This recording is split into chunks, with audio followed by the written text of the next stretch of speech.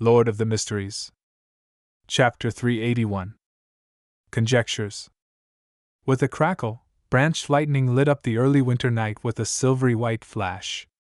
It didn't smite the ground, but instead, it tore through the air, illuminating the spot where Klein stood, as if it was daytime, making him stand out. Spellsinger of God, a snake, retracted his gaze. His face was gloomy as he whispered, "Rose School of Thought? It's not a wraith, nor is it an undead creature." The mature middle-aged man with a pair of golden eyes turned his head to the side to look at Capham's corpse and said, covering the target's corpse with tarot cards, "This is the second time something like this has happened in the past 2 months. When was the first instance?" Cardinal Snake asked in a deep voice. The mature middle-aged man in the well-ironed formal suit coughed lightly and said, "The time when the true creator attempted to descend into this world with the help of a swindler." "Then it's not the Rose School of Thought." Cardinal Snake made a definite judgment. Although those organizations that worshipped evil gods weren't fond of anyone, they wouldn't deliberately foil the plans of their counterparts. Instead, they wished to see their counterparts succeed, waiting for them to make a mess of the situation. "I think so too. Perhaps it's the appearance of a new secret organization. Their characteristic feature is to scatter tarot cards all over the target's body." The middle-aged man smiled. "And the different appearance of the tarot cards implied different meanings. This corpse has 2 cards over his face. One is Judgment, and the other is the Emperor. Judgment is the motive and goal, while the Emperor is the organization's code name? Of course, this might also be a type of ritual." Cardinal Snake didn't respond as he surveyed the area. "Let's see what exactly happened here." It was only at this point in time that the first batch of mandated punishers arrived at Capham's villa. Above the gray fog, having only used paper figurine substitutes thrice and not being pushed to his limits, Klein was about to use divination to confirm Daisy's safety afterward. Daisy will successfully return home. Holding the spirit pendulum in his left hand, he closed his eyes and silently chanted the sentence. After repeating it 7 times, Klein opened his eyes and saw the topaz pendant turning counterclockwise, but it moved with a very slow frequency and a tiny amplitude. "This means that Daisy's journey home will be quite a bumpy one, but almost negligible." After interpreting the revelation, Klein was relieved of his final concerns. He then looked at the 2 items in front of him, both of which were radiating with a strong spiritual luster. One of them was a light blue, translucent hexagonal pillar. There were traces of light flashing through it, as though it was lightning that came from the depths of one's consciousness. This was the Beyonder characteristic left behind by Ma'am Katie. The other belonged to Parker, who hadn't been able to play a role in the battle. His Beyonder characteristic had condensed into a ball, like a child's fist. This fist was made up of 3 colors, iron black and dark red colors intertwined with a large swath of silver. Klein didn't hesitate to conjure a pen and paper. He was ready to use these 2 Beyonder characteristics to divine the corresponding potion formulas.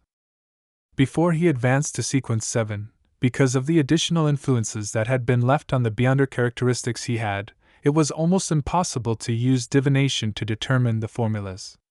Even if this mysterious space could help him eliminate the interference and increase his divination ability to a certain extent, it still wasn't enough. Therefore, the only method Klein could use, in the past, was mediumship. After he became a magician, he was preliminarily able to determine it using the Beyonder characteristic for a divination above the gray fog. However, there was a high probability of him failing. This time, without exception, Klein had shamelessly failed. However, he also had some gains, and that was to be able to find out the corresponding sequence names of the 2 Beyonder characteristics. Parker is a sequence 8 sheriff and Katie is a sequence 7 interrogator. Aren't these from the Arbiter pathway? This pathway is controlled by the royal family, the military, and a small number of ancient aristocratic families alone. Any leaks of formulas and Beyonder ingredients are dealt with harshly. Could a number of the girls abducted by Capham be sent to the estate of some aristocrat? But there's no need for them to send 4 Beyonders to help Capham just to enjoy themselves. It obviously doesn't make sense. Horace is much more powerful than Katie, so perhaps he's a sequence 6 of this pathway. After wearing that glove, he might even be as strong as a sequence 5. Could it be that they're involved in some bloody heretic sacrifice, and the target they seek cannot be exposed? Apart from those on the inside of the kingdom, Fainapotter's Castilla family also possesses this Beyonder pathway, which is then transmitted to their army and intelligence system. Could this be another espionage case of some unknown nature? Klein tried to divine a few of his conjectures, but he failed again. He temporarily put this matter to the back of his mind and lightly tapped the edge of the long bronze table as he muttered to himself, "As long as I have the formula, with the corresponding supplementary ingredients, these two Beyonder characteristics will be able to turn a person into a Sequence 8 sheriff and Sequence 7 interrogator." Miss Magician's friend, who's called Zios, seems to be lacking the Beyonder ingredients for sheriff. I can sell Parker's Beyonder characteristic to Miss Magician through the world so that I can quickly amass the money needed for the ingredients of the Faceless Sequence potion. However, always doing it through the world doesn't seem rather appropriate. I deliberately left the tarot cards this time. If Miss Justice were to hear of this matter, then she would definitely believe that it was done by my blessed. I'll let Mr. Fool do the selling on his behalf. Klein quickly finalized the plan and made the sheriff and interrogator Beyonder characteristics fly to the corner and hid it among the junk pile. I wonder what the names are for the Arbiter Pathways Sequence 6 and 5. It seems like something that uses order and laws. Judge? Klein put away those thoughts and closed his eyes midway to carefully observe his current state. Once again, he felt his spirituality become lively as the potion stirred. He felt that his digestion of the potion had sped up. This time, he had confidence, based on his intuition, that he had concluded most of the magician principles. The remaining minutiae were good to have, but it didn't really matter if he lacked them. It didn't significantly affect his digestion process. Conjuring a fountain pen and goatskin, Klein enhanced his memory by writing the magician's principles. 1. Never perform unprepared. 2. Challenge the impossible, even if the final outcome is nothing but an illusion. Klein believed that these were the two core tenets of the magician's principles. Grasping them would be key, and the rest were supplementary for perfection. 3. Take the initiative to perform. 4. Try to get applause from the audience. 5. Wield control of the target's attention. Putting down the dark red fountain pen, Klein skimmed through it and judged them by himself. Daily acting, together with 3 or 4 proactive acting instances, would be enough to allow me to digest the magician potion before New Year's. If I were to challenge an impossible performance during this period, then my progress would be even faster. This is roughly at the speed I wish to achieve. There were still about 2 months till January 1st, 1350. After doing all this, Klein rubbed his temples, prepared to return to the real world. After putting away the Black Emperor card, the biological poison bottle, and other items, he suddenly laughed and said self-deprecatingly, "Challenge the impossible. Isn't that equivalent to courting death?" As his voice echoed, Klein's figure disappeared from the space above the gray fog. In the cheap hotel in the Backlund Bridge area, he suddenly opened his eyes and saw the candlelight of his summoning ritual. After quickly clearing up everything, Klein put on a thick worker's jacket he'd bought for 4 soldi and went to the window. He picked up the sweet iced tea that he had bought earlier and looked at his blurry figure, which was reflected in the window. There was a heartfelt smile on his face as he whispered, "Cheers!"